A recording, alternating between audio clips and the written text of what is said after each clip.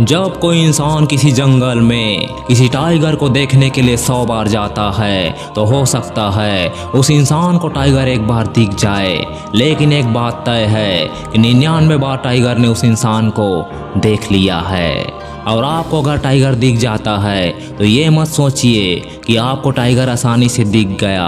दरअसल जिस टाइगर को आप देखते हो वो टाइगर खुद चाहता है कि आप उसे देखें, यानी टाइगर इंसानों के सामने तभी आता है जब वो चाहता है। टाइगर की इन खूबियों को बताने के पीछे जो कारण है वो ये है कि इन खूबियों का इस्तेमाल एक आदमखोर टाइगर बखूबी करता है और तब वन विभाग की पूरी टीम उसे पकड़ने के लिए जुट जाती है। ऐसे मामले में गवर्नमेंट के करोड़ों रुपए खर्च हो जाते हैं। वन विभाग के कर्मचारी उसे पकड़ने के लिए दिन महीने गुजार देते हैं। इसके बावजूद भी एक आदमखोर टाइगर पकड़ में नहीं आता, और अगर पकड़ में आ भी जाता है तब तक वो टाइगर काफी सारे लोगों का काम तमाम कर चुका होता है। एक आदमखोर टाइगर बनने के पीछे कई सारे कारण हो सकते हैं। अक्सर आपने इस बात पर नोटिस किया होगा, जब किसी इंसान के सामने ऐसा जीव आता है जिसे उसने कभी देखा ही ना हो, तो ऐसी सिचुएशन में अगर जीव छोटा या कम ताकतवर रहा तो इंसान उसे मार देता है, और वही जीव बड़ा रहा तो इंसान उसे देखकर भाग जाता है। कोई भी इंसान ऐसा इसलिए करता है क्योंकि उसे लगता है कि उस जीव से उसे खतरा हो सकता है। ठीक ऐसे ही टाइगर भी करता है। फर्क सिर्फ इतना है कि इंसान केवल एक बार मारता है और टाइगर एक बार मारने के बाद बार बार मारता है। और ऐसे ही बार बार लगातार मार मार कर एक चंपावत नाम की टाइग्रेस ने 436 लोगों को मार डाला। कैसे मारा और क्यों मारा, इस वीडियो में आपको देखने के लिए मिल जाएगा। अगर आप चैनल पर नए हो तो चैनल को सब्सक्राइब कर लीजिए, साथ ही साथ बेल आइकन को भी दबा दीजिए ताकि मेरे आने वाले वीडियो की नोटिफिकेशन आप लोगों तक सबसे पहले पहुंच सके। एक आदमखोर टाइगर कितना खतरनाक होता है आप इस बात से अंदाज़ा लगा सकते हैं कि उसे पकड़ने या मारने के लिए नेपाल की सरकार ने उस टाइगर के पीछे आर्मी लगा दी। जी हाँ, उस टाइगर ने नेपाल में लगभग 200 लोगों को मारकर जो आतंक मचाया था, उस आतंक को देखकर वहाँ की सरकार के पास और कोई ऑप्शन नहीं बचा था और मजबूरन उस टाइगर को मारने के लिए आर्मी वालों को बुलाना पड़ा।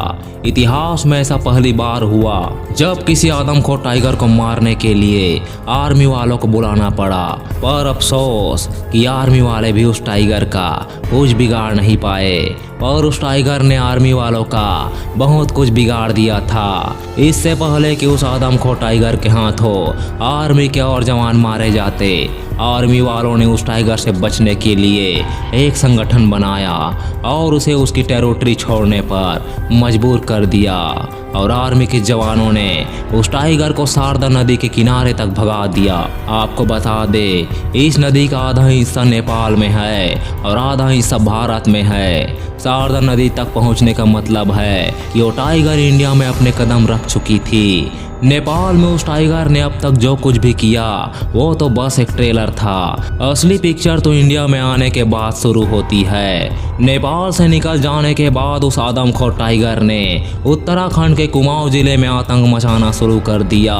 इस टाइगर के हमले से मरने वालों में सबसे ज़्यादा गिनती औरतों और बच्चों की थी। इसके पीछे ये कारण है कि घर के पालतू जानवरों के लिए चारा लाना और घर में खाना पकाने के लिए लकड़ियाँ इकट्ठा करने का काम ज़्यादातर बच्चे और औरतें ही करते थे।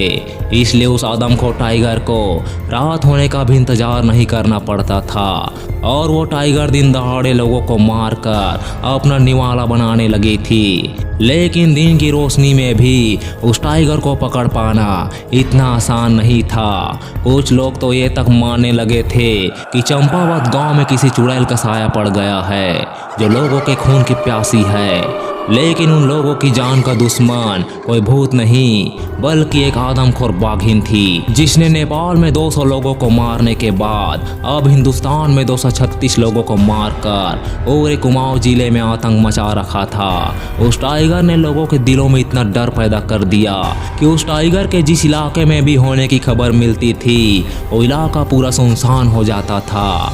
फाइनली उस टाइगर को मारने के लिए उस समय के सबसे मशहूर शिकारी जिम कॉर्बेट को सामने आना पड़ा। इस टाइगर को मारने के लिए जिम कॉर्बेट ने कई प्लान बनाए, लेकिन हर बार वो टाइगर जिम कॉर्बेट को ये याद दिलाती थी कि ये जंगल उसका है और इस जंगल में राज भी उसी का चलता है। उस आदम को टाइगर ने आखिरी शिकार एक 16 साल की लड़की का किया, जो कि जंगल में लकड़ियां इकट्ठा करने गई थी। जिम कॉर्बेट को इस घटना की सूचना मिलते ही उसने तुरंत एक और प्लान बनाया और जिस लोकेशन से उस टाइगर ने लड़की को उठाकर ले गया था, वहां से कॉर्बेट ने खून के धब्बों का पीछा करना शुरू कर दिया।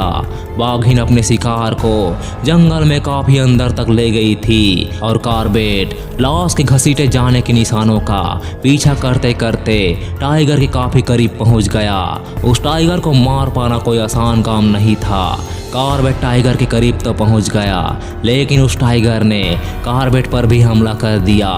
2 गोलियां चलाने के बाद किसी तरह जिम कॉर्बेट को भागने का मौका मिल गया। अगले दिन सुबह जिम कॉर्बेट ने चंपावत के तहसीलदार और गांव के तमाम लोगों की मदद से फाइनली उस आदम को टाइगर को मार गिराया। गवर्नमेंट के आंकड़ों के मुताबिक उस टाइगर ने 436 लोगों को मारा था, पर ऐसा माना जाता है कि उस टाइगर ने 500 से भी ज़्यादा लोगों को मारा था। टाइगर के हमलों में से अब तक की सबसे ज़्यादा लोगों की जान लेने वाली इस बंगाल टाइग्रेस का नाम Guinness book of world record में दर्ज किया गया है। आपको ये वीडियो कैसी लगी हमें कमेंट करके ज़रूर बताइएगा, और हाँ, ऐसी वीडियो सबसे पहले देखना चाहते हैं तो चैनल को सब्सक्राइब कर देना। Take care and bye bye.